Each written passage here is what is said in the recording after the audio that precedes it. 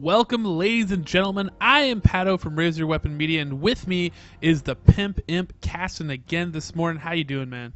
I'm doing good. First game was a lot of fun to cast. Hoping we have another good one here.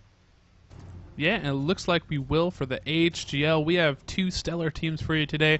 We have Google, who we saw last week put up a good game, but fall in the end, versus Ernst and Young, who is a team that I got to cast a little bit last year. Casted, I believe, a game earlier this year, but it was lost to the Twitch sphere because they were having problems with XSplit. So excited to cast these guys again, coming back around the horn. I believe these are two pretty evenly matched teams, so it should be a fun game to see. We have already finished up picks and bans in the chat, and I believe, do you have the bans? What were the bans, Pimp?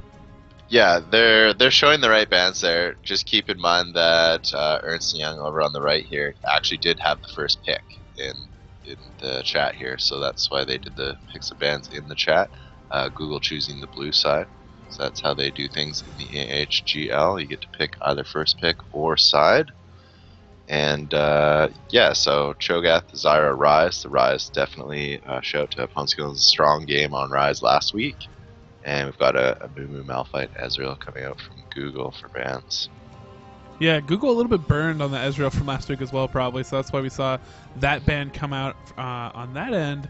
Looks like, oh, maybe they want to show off the new Annie skin. We have that Lunar Revel Pandemonium skin, if you will. Drop the pandas on there, do a little Kung Fu Panda action. I'm pretty sure in chat we saw a new Annie skin only as part of that pick. Yeah, so it was required. So, yeah. But coming back to the picks, though, they did have first pick, and they kind of got a little confused because they actually made two picks. They did Hecarim Taric, and Google came right back and sniped away Taric. Now, whether that was actually a big deal to them or not, or whether it was actually like intentional of them to try to get Google to pick Taric or something, kind of interesting. But it's just kind of funny that that did happen out there. There was lots of talks of Jedi School, and these are not the sports you're looking for. Didn't pay off for them, though. Google still grabbed that Taric, so could have been actually. We'll have to see how it pans out for him, but pretty funny random stuff that happens in chat when you make too many extra picks.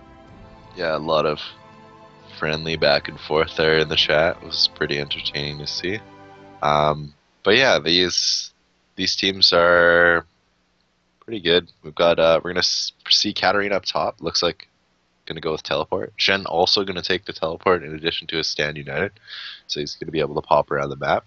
Last week we saw a Shen with a similar setup, but didn't really get that much of an impact on the map. Hopefully these teleports can be put to better use than we saw there. Draven, always a lot of fun to watch down bot lane. Usually means a lot of aggression coming out.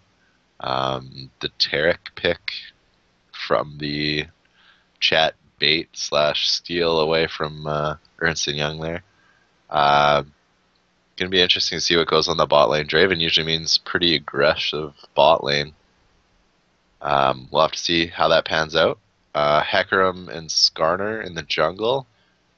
Both of them have some pretty decent ganking potential. Obviously Skarner at 6 and Hecarim at 6 have some pretty major ultimates that can do a lot to give whatever lane you're ganking a lot of time to deal damage to their opponent.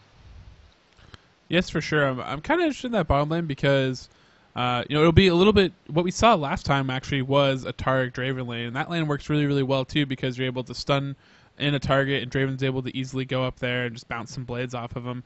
Sona doesn't quite necessarily have that same kind of lockdown, so Draven's gonna have to be a little bit more active with it. But she does have really, really good, just like straight up poke damage that can come out as well. So we might see a little bit of even heavier damage come up from that lane as opposed to normal, although Caitlyn's probably not going to be the giant target of a lot of that damage, and she will be at pretty good range. The top lane dynamic of Katarina versus Shen should be a really interesting duel up there, but I think the mid lane was picked pretty well. I think Gragas, Ponscones on Gragas versus Annie is a pretty good matchup for Ponscones. Obviously still Annie very, very deadly, but Gragas kind of has the range to deal with her. So I feel like it could go well for him in that mid lane. Yeah, we'll have to see if maybe Annie goes for some really early aggression. That's where she's going to be ahead before Gragas really gets that mobility and levels up his damage for that poke. Um, yeah, I think the Annie pick might have been to kind of deal with Katarina, but she's going to be up top now, so different Yeah, matchup. and that's kind of, Konskans did really well last week as well, so he should be really strong in that mid lane. yep. And it is really cool to have picks like that where that are pretty that you can actually mold into other roles. And we've seen Katarina kind of come on lately as a top pick for top lane, thanks to Voyboy, of course. We talked a little about that off stream before we started. But at the same time, it's whenever you have champions like that, old school like Lee Sin especially, where you can put them top mid or jungle. I mean, you can still do that now actually if you really want to. But picks like that are really good when you're going through your picks and bans because you can make that pick and you're not actually committing your team to any position or role. So it's harder for the opposing team to necessarily just straight up like try to counter you and other lanes like that. Or it leaves it available that if you still had a good matchup after they picked their mid, you can leave Katarina mid and go for a different top or something like that. It really, really frees up your champ pick selection. Yeah, versatile picks definitely are a great thing to have in your team. Especially when you have last pick, being able to counter out whatever they think is countering you. Yep. It's a good strategy. Part of why I actually like purple, I'm surprised. I mean, part of the advantage of first pick is like if something really powerful sneaks through and you play that picks and bans right, you could end up first picking it, which is the good part. But purple side is just you kind of get that last statement of like a counter pick that you could use to snowball lane. It looks like we're actually going to see the Google team actually run out here very, very early onto this bottom side of the jungle. And Ernst and Young will be our red team, and they are going to be crashing down through the mid, it looks like. Lots of pings actually going down towards that bottom jungle. They're pinging to check out that area, and that's exactly where Google is running. So depending on how this sets up, we could see something happen, although they're just chilling in brush now. They're coming out as 5. They pinged for it, but no one's actually gone down there to spot quite yet. Sona can't see that crossover into brush, but she is going to be able to see once they start to come. The question is, what time will it be really, really delayed, or are they going to wait on it? Lots of pings for both teams going down. Red's still pinging that bottom brush like they know that's where the invasion is going to come from. Kind of interesting. Yeah. Maybe they did a little bit of research. Yeah, they seem to be prepared for this. It's a stun, a trap, and the Skarner slows, which could come out here for CC. But looks like they're maybe just trying to catch them in response. Hecarim's not with the team right now, though, so that could put them in trouble. Yeah, they're really delaying this. They're waiting quite a bit. Minions have already spawned. They still have a 5-man team, and now they're going, and Draven's still chilling around waiting for it. Sees the Iz go down. Flash Dazzle onto Sona. She should be able to flash. No, she isn't. She's going to be caught the second time by the trap. Nicely laid right there. A little bit of old school Taric Caitlyn action. Yeah, and that's going to seal the deal. That's how I figured that was going to go. If they got the stun, it was going to be a kill. And they did nicely secure that. Money going on to Caitlyn. They'll probably just go to lane here, but they should just be able to bully Draven right out of it. He's already taken a bit of damage as well. Yeah, doesn't even actually have backup there, so he's actually going to get stunned right away and eat a lot of damage, has to burn his cleanse. And, yeah, off to a good start is Google. Shaper Chaos going to be pretty happy down there. Yeah, and I mean, if Skarner comes down bot lane, there's no summoners on Draven. Sona manages to still have both up. But Hecarim with a nice blue steal response. Nothing to get out of this. Exhaust goes down. That's a quick double kill for Google in this bottom lane. They're rolling down there. Yeah, Shaper of Chaos is going to be way ahead here. Should be able to just push this lane real quickly and go by, and that dominance will start to show pretty quickly. Yeah, and it actually is going to be... Yeah, it's going to be a big key point for Google, especially since we're also considering too that Konskans is going to have a pretty good game in the spot lane as well, or in the mid lane.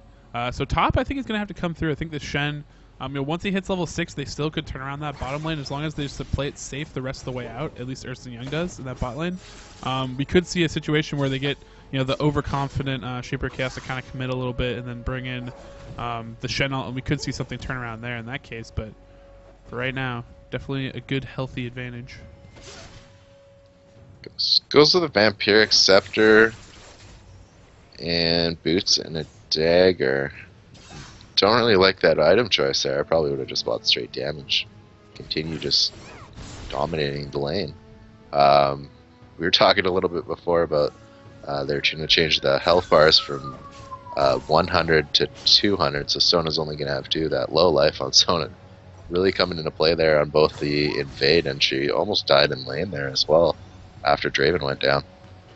Yeah, I think basically what I think Shaper Chaos was probably thinking with his item build is he just wanted a lot of sustain in there, and again, like the damage would have been really easy to pour it on, but I think the damage advantage she has in the 2 early kills, like she can just kind of play it out with the sustain and still be pretty good on damage, and I think that's what she kind of decided to go for there with the Vamp Scepter.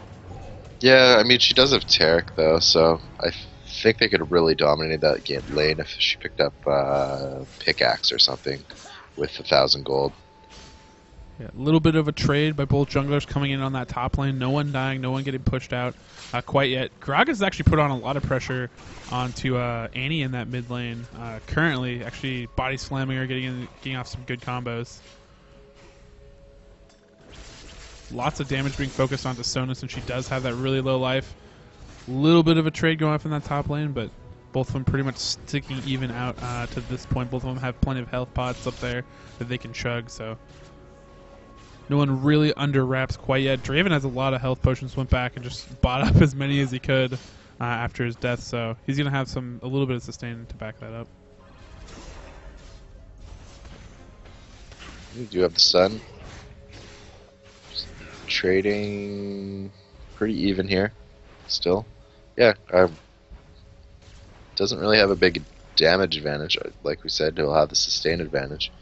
But Skyner is going to come around here, though. Bottom lane not quite. Late spot from that ward. Yep. Will he be able to get in there and get that slow flash coming into play right there? Is going to save Sona's life. So I guess that is going to work out for him. But now backed off the lane again for Caitlyn to get some more farm. Building up a pretty healthy lead. Already has a 10 CS lead, so expect that to probably build as we go on here with that advantage. Nice stand aside there from Draven to prevent that from going down. Ward did catch him out. Gave him just enough time to respond. I'd like to see that probably a little more forward, but still got the job done. Looks like Katarina's starting to get the best of this top lane, pushing out Shen, who's actually down and out of pots. You see Skarner looping back around here, but Caitlyn's taking a lot of damage here. They're going to have to get another slow or stun or something to get her down. They're not going to be able to do that. Draven again covering the retreat. Just constant pressure on this bottom lane. We see Hecarim up in top lane, though. Trying to fend off that turret. No one really there to back him up, though. Teleport coming in, so might see some action, but it's just Shen getting back, not wanting to miss too much CS or experience. Actually cancels it. Interesting. Don't know if that was a mistake or something he wanted to do. I guess the opportunity for the kill wasn't there. Just let Hecarim get that farm. That's no problem. And refund a little bit of that cooldown for next time.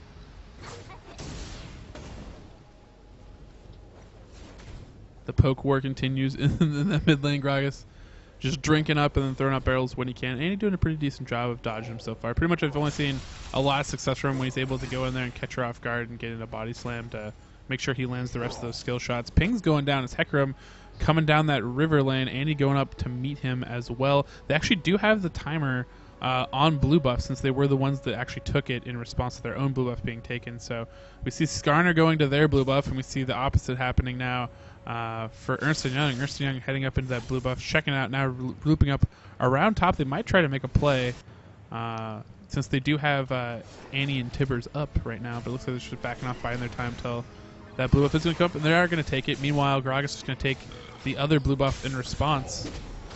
If they actually just ward it out, there could be a situation where they could try to make a big play towards Dragon really quickly if they did know this was going to happen.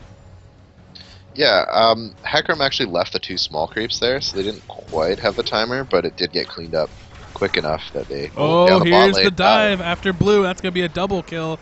Quick wrap-up for Google, and I felt like something like that was going to happen. Now they can go over for Dragon as well, so super bonus for them. So, really well done there from Google.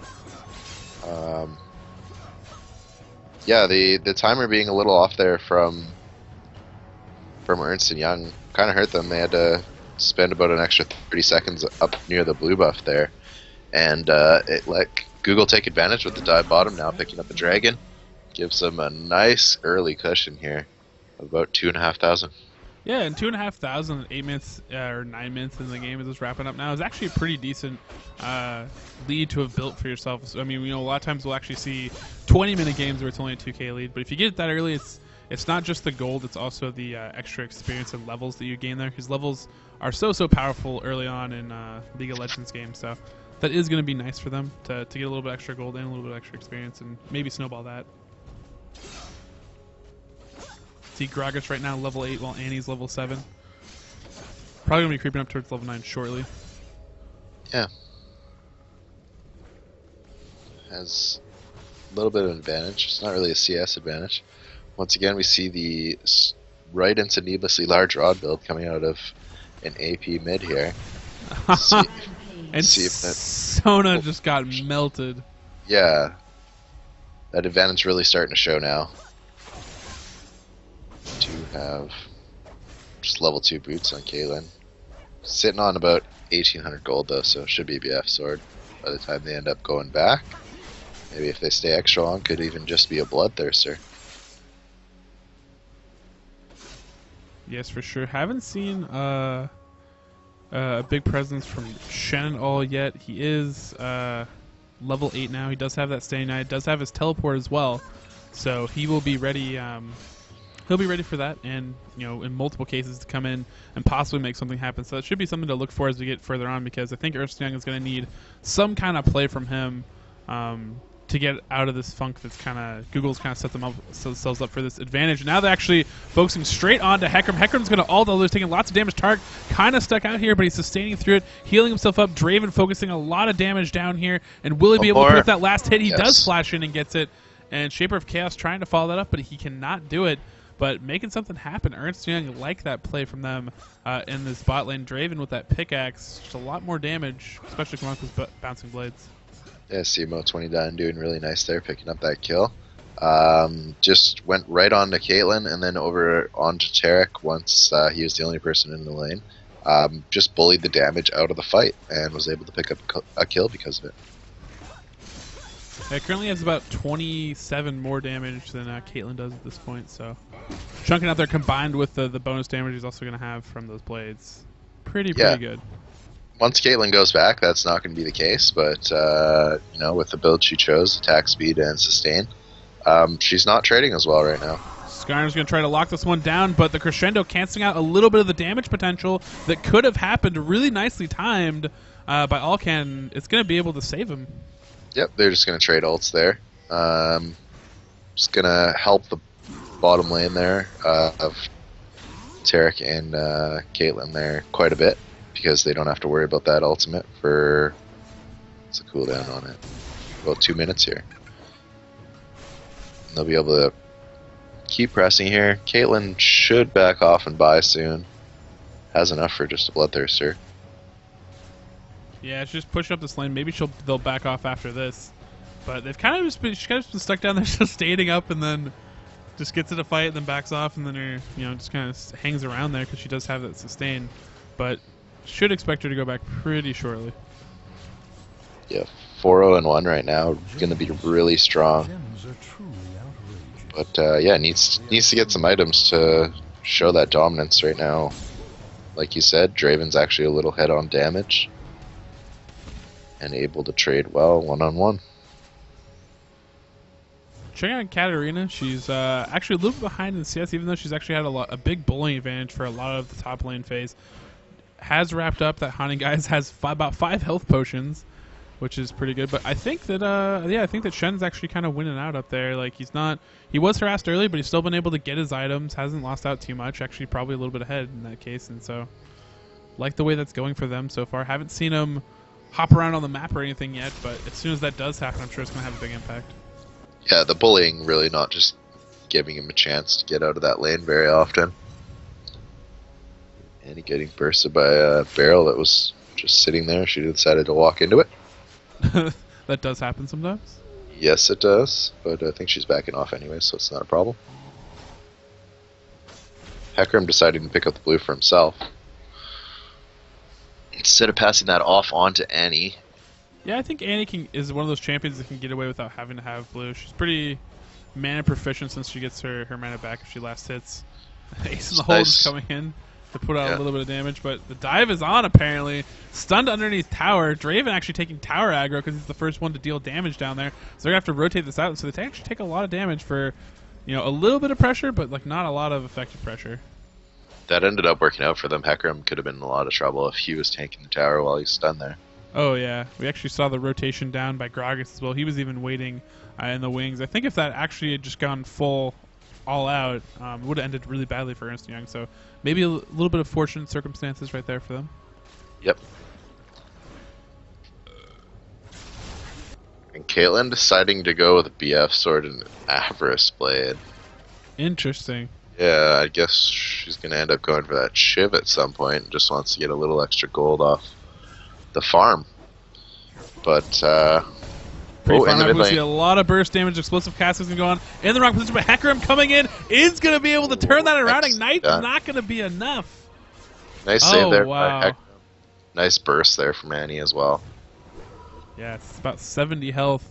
After that, going to regen up a little bit, but huge for them. But big trade in the bottom lane. Caitlyn winning this one out big time, and now Sona's in a bit of trouble, and Hecarim's going to commit, but behind him is Skarner. Will they be able to run him down? Ghost is popped. It is going to be very, very tough for them without some sort of stun or slow, and he's going to be able to get out of that one, luckily for him. So actually saving Sona's life, because if they would have stayed on her, definitely would have been dead. But now they actually might be dead by hanging around this turret. This is going to be actually very, very scary for them if they're even within any sort of range of any stuns or slows down there. And nope, turret's going to go down. They're going to back off, and now they're rotating back over towards another dragon.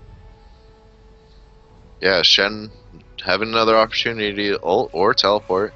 Doesn't happen though. I guess just maybe respecting that teleport. This is actually pretty scary for them. A lot of ults up. Annie going to get in there, get really, really deep, but she hasn't been torn down quite yet. There's the Shen ultimate. Axes are going to come back down through. Teleport coming in is going to be from top lane. Katarina going to get in there now and start to clean up. Now they've turned this around. Katarina getting those resets. Going to be able to pick up the triple kill. And I'm sure that's pretty much what we saw Cetus basically waiting for all game. Yeah. Well, we were wondering when Shen was going to come down. And he did finally to that fight, but the late teleport in from Katarina, doing what she does best, cleaning up the team at the end of a prolonged fight, and that's going to give them, we're going to hit close to 7k here with this turret, up an advantage. Google, really nice place here, working really well together as a team. Oh, Draven actually might be in a bit of trouble. We actually see Katarina closing in down on this bot lane, so it's going to probably start off as a 1-on-1, but probably going to get some backup here shortly. Tarek looping a little bit around, and yep, she's going to be on to Draven. Let's see how this works out for her. Starting off the damage is going to be just pushed away with that slow, and Draven's going to disengage. I think if there was a full collapse on there, Draven would have been easy prey, but that team fight was pretty hard for them, just considering that Draven, you know, the axes came in from base. I mean, he had already been picked up in the previous team fight before they took out the turret, so he wasn't actually available to deal out his massive damage. And so we saw a lot of staying power and sticking power, and Google just kind of sucked back as a group.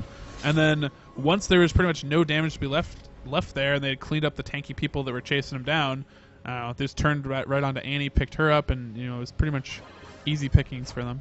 Yeah, Draven wasn't in the fight. Annie got a little too far out and got Skarner ulted. Just got way too low, wasn't able to participate in the fight, and eventually did get picked up in the end. But yeah, just really, really nicely done, pressing an advantage off a kill by Google, and they turned it into a lot more map advantage as well. Yep, we can actually see that the reason we didn't see a Bloodthirst apparently is because Caitlyn's picking up an Infinity Edge. So Infinity Edge it is, and I'm just going to use that Vamp Scepter for just the lifesteal that it does provide, maybe convert it later on. But for now, sitting pretty, I guess, with an Infinity Edge, and has a lot of damage. Now, the good thing for Ernst & Young is, you know, they still have a decent AoE team comp that if they do get stuff lined up correctly, can burst down a lot of the key carries for Google really, really quickly, and at that point, probably have a pretty good chance but Google definitely in the commanding lead, at least at this point. They definitely have the upper hand in full team initiates. It's just going to come down to, are they going to make sure they don't lose one to Skarner before the fight starts? Yeah, I mean, that kind of is the old calling card of Skarner, you know, is go in there, pull out one member, eat them alive, then play the 5v4. And it's really hard to do, although it's going to pop it early here just to harass Shen, it appears. Tarek a little bit late, maybe he's going to layer some stuns there, but kind of interesting engagement right there. Hans, you know, he was one of those the players from the last game, too, that, you know, jungle is still kind of a new thing for him, at least in my experience with him playing League of Legends, and so he is really aggressive like that, where he wants to make plays, but sometimes it's a little bit ahead of his team, where his team's at, and so that's kind of been a little bit of bane for him in that game. But this game coming out, they are in enough of a lead that doesn't quite matter as much, but something that we're going to want to look for in these next team fights. Because like you're talking about, you know, that Skarner ult, pretty important, just kind of blows it right there for nothing. But it does look cool he's made some good impact around the map, though, has 7 assists. Putting his team in a good position. Yeah, he's the secret agent man at this point, 007. Yep. License to kill. Or to assist, I guess, in this case.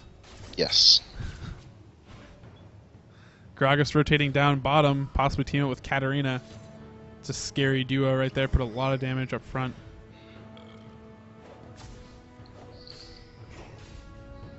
This is not the dual lane that you want to go against at this point in the game. Nope. Explosive cast coming out there. Nice crescendo. Actually going to make him dance a little bit, but top lane is going to be taken. CatScan getting the last hit on that as Tarek.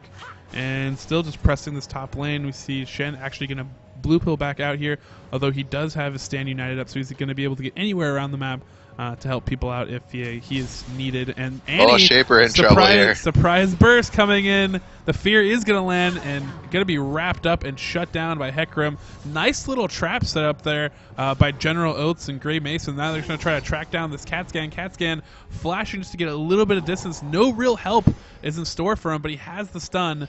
And that should give him enough distance that I think he's going to be able to escape out of this, and he is going to be. Meanwhile, we have a 3v2 up in the top lane. Barrel's going to be short.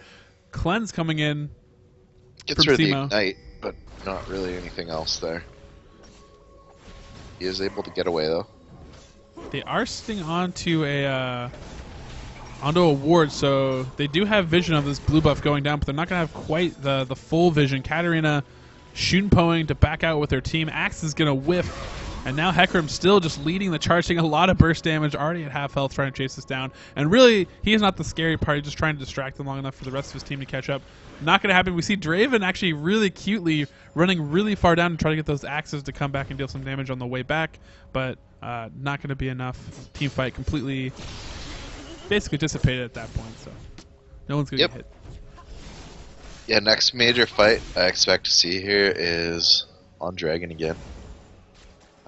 With all the outer turrets down for Ernst and Young, unless they can put a push together themselves and maybe take one. Shen pushing up top here shouldn't be able to get this turret. Katarina will get there in time. Yeah, and I actually really like actually they might be on the hunt for him a little bit. Nope, looks like Gragas gonna back off. But Google right now's warding is ridiculously strong. They don't have any pink wards or an oracle to clear out vision, but their vision of the map is very, very strong. You can see they can see most of the map at this point. And if you look at the collapsing Ernst and Young team, pretty much all their focus is only around this dragon buff. We see Shen go back, so he's probably going to come in off of Stand United. Skarner, the only one leading off, and they're trying to hide around the corner for like a little bit of surprise, but I think they're a little bit caught out here, but they turn around very nicely. Andy's going to get picked off yet again. Hecarim's going to be cleaned up in the scrum. Draven getting very, very deep here. Stand United finally coming in way too late. And Ace in the hole is going to clean up that last kill from Shaper of Chaos. Nicely done. Shen not going to be able to really contest this one. They're actually pinging for mid-turret. They want to just get down some turrets at this point. Don't even really care about Dragon as an objective. Kind of like that play call, and they're just going to keep pushing out as hard as they can. They have about 10 seconds till Hecarim is up. They might be able to two for this, and if they can do that, it'll be a big, huge play for them. Yeah, I'm just really not sure why Shen is taking teleport if he's going to come that late to a fight that initiate. I don't know if the team just didn't let him know and he didn't have the map awareness to get down to it in time. But by the time he used his ult, the fight was already over, and it was just, you know, a matter of focusing down Draven. I might even have just backed off a little and let Shen come in. It would have been a free kill as well. Yeah, so Dragon is picked up as well on the aftermath of that turret. Big swing for Google. They're up 10k now at 23 minutes in. Looking very, very strong. I think that team fight could have went really well for them because, I mean, they rounded the corner. They had Caitlyn Tarek just, like, waiting there, like, point blank. I think it was a pretty good cleanse from Caitlyn in there because there's no real CC that locked her down. She was able to get some distance. And then after that, the resulting damage that came in from Google, which was much more focused in that team fight, just basically totally turned it. Yep. Their lead showing there and just having an extra member in the fight really helped them. And they've taken complete control of this game, pushed their lead a little even further, and they've taken down the first inner turret. They should be able to push into some other inner turrets here or even set up for a Baron. As we get close to 25 minutes here, I'd like to see some Baron control come out and for them to take that. Yup. Just going to start to build that up. You can see Ping's already going down. At least going to pick up blue buff. Pink ward coming down by CatScan at the Baron buff, so they're actually going to be able to clear out some vision there. They already have some wards set up above Baron, although they're going to fall pretty soon, so probably going to want to replace those pretty quickly. But after they do that, they'll be pretty well set up. They still do have a Shaper of Chaos hanging bottom. I mean, Draven Sona bottom would almost be a trigger. If they came out, combined forces, and went through there, they could probably get away with murder and be able to pick up a Baron if they really wanted to, with having two members of Ernst in that bot lane. But not going to happen. Not in the cards. Nope, not happening right now. We'll have to see if Ernst can try and pull anything out here. They're really far behind right now. We have lots of pings going down. They actually see, because of that blue ward, the pain train coming into that bot lane, kind of a split push action. Now that I think they feel confident enough they can 2v2, so they almost have like a 2v2 split push, actually split pushing all the lanes at this point, which actually works out for them. As long as Ernst isn't focused up, they are a lot stronger in their current lanes. You can see Standing United is coming into this bottom lane, but just as a preventative measure to prevent Draven from dying. And now we see Gragas rotating up to Katarina. They'll have a 3-on-2 at worst at a turret, which this looks good for Google to be able to take down this turret. Annie coming in. Will she get a good ult? That is the key. Does get in some damage. Katarina is going to be able to escape out of this, and they're defending it pretty well with that barrel coming in, absolutely chunking Annie. Not going to have enough to clean this up, but they still have two pretty tanky members. Meanwhile, in the bottom lane, Shaper of Chaos with that huge advantage. Ace the Hole is going to come in, just going to be short. Teleport from Shen coming in as well. That would have been great if the teleport blocked the Ace in the Hole somehow, but takes a little while to teleport to a location. We see the Panda Scout going on. Like to see Annie using that to its full extent. They did a really good job repelling that top lane push. It is going to continue here, though, and they probably will end up losing this turret fairly quickly here. Yep, just going to clear this wave really quickly, which Gragas can obviously do very effectively with that barrel. Yeah, and Shaper's big lead down bottom is just allowing him to win whatever fight he wants. I think they could probably win a 2v3 quite easily here with just Tarek and Caitlyn, as long as Tarek can keep Shen off of Caitlyn. Yeah, so Katarina's actually teamed back up at this top lane. They weren't quite able to take it yet. Hecarim basically solo defending. Shen's going to back off here, but a 3v1 on this turret should be able to clean it up, I have to believe. Yeah, I don't think they'll be able to pick up Hecarim, but maybe if he stays there. Multiple pitch battles, explosive cast onto Hecarim. They want to run that down. Not able to get the grab off. Now actually switching aggro back onto Annie. Annie gets the stun to keep Katarina underneath turret for a little bit to take some damage. Flash away from Annie, and they've actually repelled this yet again. Yeah, so, they're doing a really good job with just the two of them. Oh, and a shutdown into bottom lane. I was wrong a little bit. Finally getting caught out. Actually, I'm going to go back a little bit at least and check out and see what happened. Yeah, it looks like they just kind of lost track of the Shen. Shen was able to pick off a Shadow Dash and clean that one up, but I'll hop back to live since that was pretty good. And oh, wow, a nice action onto Andy. Going to be able to pick her up in the top lane, and now we see Hecarim switching over, and finally they're able to make a pickoff or something happen in that top lane. Maybe the Shen showing up bot lane spurred it on. Hecarim in full chase mode here, but it still would be a 3v1. They have a lot of damage for him, so don't think he's going to quite stick with this. Yeah, no, I really like how Ernst & Young is playing right now. They're doing a good job of just stalling out the game. Google might need to think about taking something else as opposed to pushing these lanes, although that said, if they keep working on the top turret with 3 against 2, they are going to be able to take that down. Probably 1 to 2 waves. But they also could easily get Baron control, just take that Baron for free, I think. Yep. So really, it's going to be up to Google to close this one out. I mean, they have a pretty healthy lead, like you said, and they could go and pitch a fight at Baron, but it's just a matter of, when are they going to decide to do that. They had a really long push action going on, and that top lane were able to pick off a kill. Still haven't actually killed that top turret yet. It still stands in defiant of all odds. The Caitlyn push on bottom lane didn't put a lot of damage on the turret. A lot of it was actually putting damage onto Draven or champions. So that split push kind of actually I think worked out better for Ernst & Young in the end, especially with the shutdown from Caitlyn than it did for Google.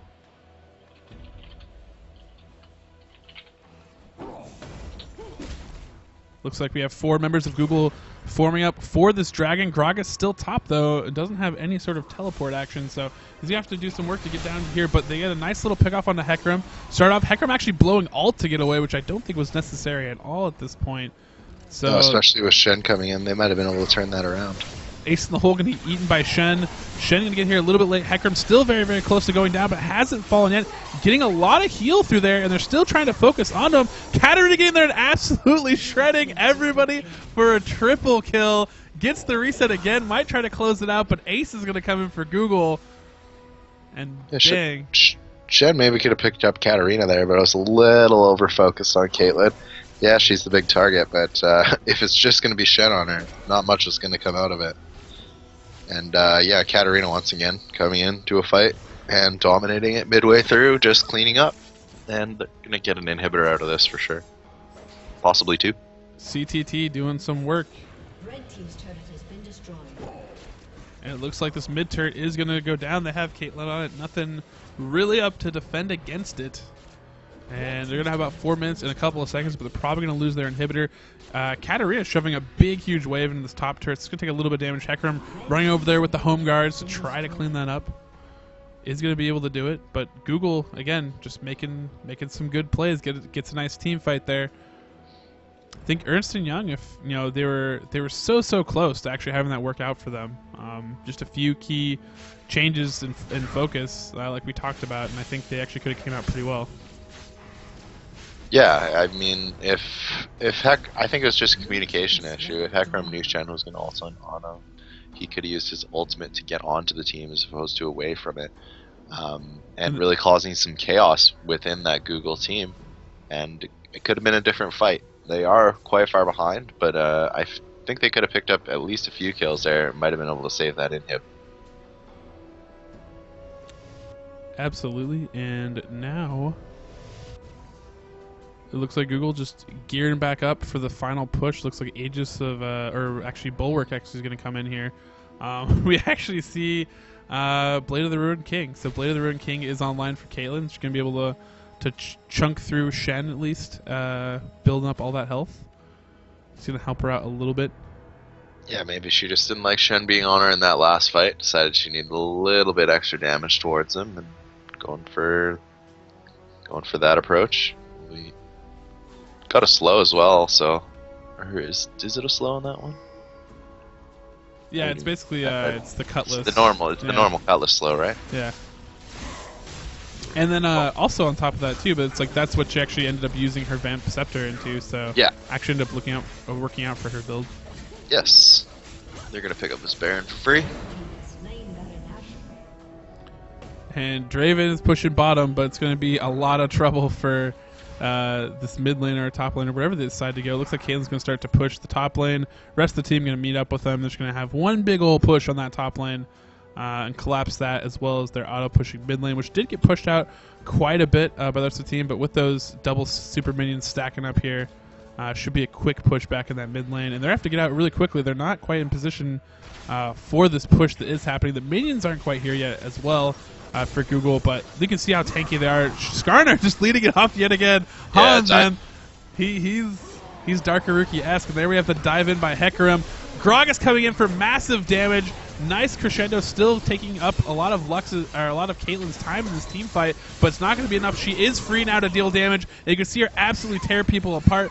Katarina coming in there, clean up that double kill, stack up that kill death ratio, and a beautiful, nice little ace for Google. And they've pretty much earned it. It's pretty much expected at this point with the Baroned up and the lead they've built for themselves. But really nice executed. I actually did like from Ernst and Young that they actually kept the focus of, or they actually kept Caitlyn bound up for quite a while between fears and stuns and crescendos, which was good for them. But at that point, the game was just so out of control that as good as that play was, it wasn't enough to really stop the pain train. So yeah, they just didn't have the damage. Han's there way too early on that ult. The rest was all the damage of the team. Gragas and Caitlyn were still out near the second turret while he was diving the inhibitor. So they did end up winning that fight despite that, even though Hans went down to, I think, about a third before the fight had even really started. But yeah, just that item disparity and the Baron buff there just being put to work, and they're able to just destroy that fight. They had a lot of damage coming out from Katarina and Gragas, as well as that extremely fed Caitlyn, and they were able to just take the win.